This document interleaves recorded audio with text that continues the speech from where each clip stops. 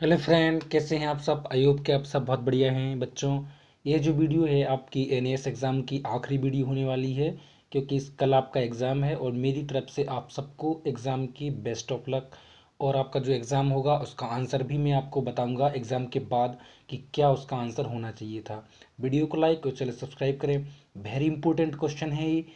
इस पूरी वीडियो को देख कर जाएँ, हो सकता है इसमें से ही पूरा हिंदी का जो है आपका आ सकता है। ठीक है बच्चों। तो और जो वीडियो डिस्क्रिप्शन में लिंक है वहाँ से जाकर आप अन्य वीडियो को भी देख सकते हैं, मैथ के क्वेश्चन को सॉल्व कर सकते हैं। ठीक है, आखिरी समय पर बढ़िया तैयारी की करके जाना है और अपना एग्ज़ाम जो है बढ़िया तरीके से देना है। चलिए बच्चों, शुरू करते हैं। और हिंदी का देखेंगे, 25 क्वेश्चन है टोटल। आराम से थोड़ा सा समय देकर आप इस वीडियो को कंप्लीट देखें। ठीक है, तो बच्चों चलिए शुरू करते हैं। आपको सामने एक पैराग्राफ दिख रहा होगा और पैराग्राफ में जो है आपको क्या करना है, इस पैराग्राफ को पॉज करके इजीली पढ़ ले पहले इस पैराग्राफ को। ठीक है, आप आसानी से इसको पढ़ सकते हैं। पढ़ने के बाद इसके आधार पर आपको प्रश्न देखने के लिए मिलेंगे। एज वेल एज मतलब ऐसा ही आपको जो है कल के एग्जाम में भी देखने के लिए मिलेगा बच्चों। ठीक है, तो देखो आपको दिख रहा है यह जो पैराग्राफ है यह दीमक के ऊपर है। दीमक जो इंसेक्ट होता है ना, व्हाइट अंट दीमक, उसके ऊपर है। तो मैं इसके आपको डायरेक्ट आंसर बताऊंगा, इसको आप आसानी से पढ़ लें। साफ नहीं दिख रहा है तो वीडियो की क्वालिटी जो है इंक्रीज कर लें। ठीक है, देखो पहला क्वेश्चन है दीमक खाती है, तो दीमक क्या खाती है, तो वो खाती है लकड़ी। ठीक है, गद्यांश के आधार पर कौन सा कथन सही नहीं है। चार कथन दिए गए हैं, इसमें से कौन सा कथन सही नहीं है। तो ऑप्शन नंबर जो तीसरा दिया गया कि दीमकों में काम को लेकर नर मादा में भेद होता है, यह ऑप्शन बिल्कुल सही नहीं है, क्योंकि इसमें नर मादा में कोई भेद नहीं होता। ठीक है, अगला है कौन से दीमक मेंढक, छिपकलियां आदि का शिकार बन जाती हैं। तो वे दीमक जो कॉलोनी बनाकर नहीं नहीं बना पाती, कॉलोनी बनाकर नहीं रह पाती या बना नहीं पाती, तो वे जो हैं शिकार हो जाती हैं। इनमें लिंग के आधार पर भेद नहीं होता, इसका अर्थ होता है, इसका क्या अर्थ है। तो बच्चों देखो, नर और मादा में कोई भेद नहीं था, इसका मतलब ये है कि सभी मादा और नर एक साथ मिलकर काम करते हैं।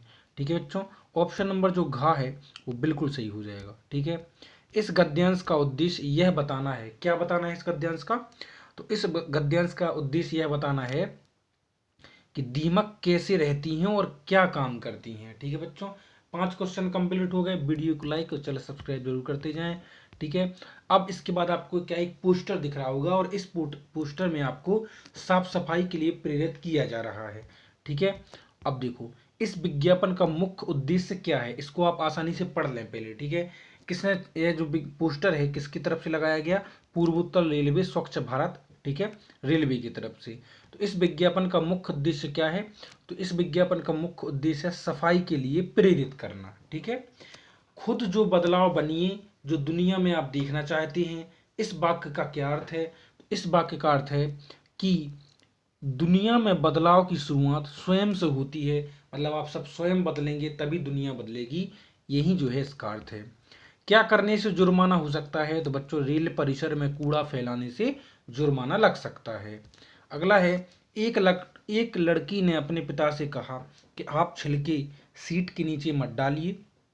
विज्ञापन की कौन सी बात इस वाक्य पर लागू होती है, तो इस पर जो है विज्ञापन की सही आंसर हो जाएगा कूड़ा कूड़ेदान में ही डालें, यही बात सटीक बैठती है। ठीक है, स्वच्छ भारत मिशन का उद्देश्य क्या है, भारत को स्वच्छ बनाना ही स्वच्छ भारत मिशन का पूर्ण उद्देश्य है। ठीक है बच्चों, अब इसके बाद आपको फिर से एक वो दिया गया है गद्यांश, इस गद्यांश को आप पढ़ें। यह जो गद्यांश है वो नीम के वृक्ष के ऊपर है, उसके प्रत्येक वृक्ष का प्रत्येक हिस्सा काम में आता है, किस काम में आता है, नीम का वृक्ष कैसा होता है, इस पूरे पैराग्राफ में आपको दिया गया है। इसको पॉज करके आप पढ़ लें, इसके बाद आप आगे बढ़ें।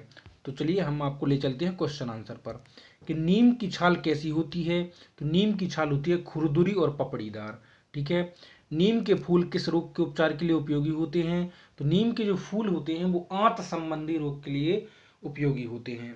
अगला है नीम की सूखी पत्तियां अलमारी में क्यों रखी जाती हैं, तो नीम की जो सूखी पत्तियां हैं वो अलमारियों में रखी जाती हैं कीड़ों से बचाव के लिए, किसके लिए, कीड़ों से बचाव के लिए। अगला है कुछ लोग नीम की पत्तियों को तोरण के रूप में घर के मुख्य द्वार पर बांधते हैं, क्यों बांधते हैं, जिससे कि कीट पतंगों से बचाव के लिए, जो कीड़े मकोड़े हैं वो घर के अंदर नहीं घुसते। ठीक है, और नीम अद्भुत वृक्ष क्यों कहा जाता है नीम को? तो इसका सही आंसर हो जाता है वृक्ष का प्रत्येक हिस्सा उपयोगी होता है, इसलिए इसको अद्भुत वृक्ष कहा जाता है। ठीक है, आगे आपको एक और गद्यांश दिया गया है, इस गद्यांश के आधार पर भी आपको आंसर देना है। ठीक है बच्चों, तो देखो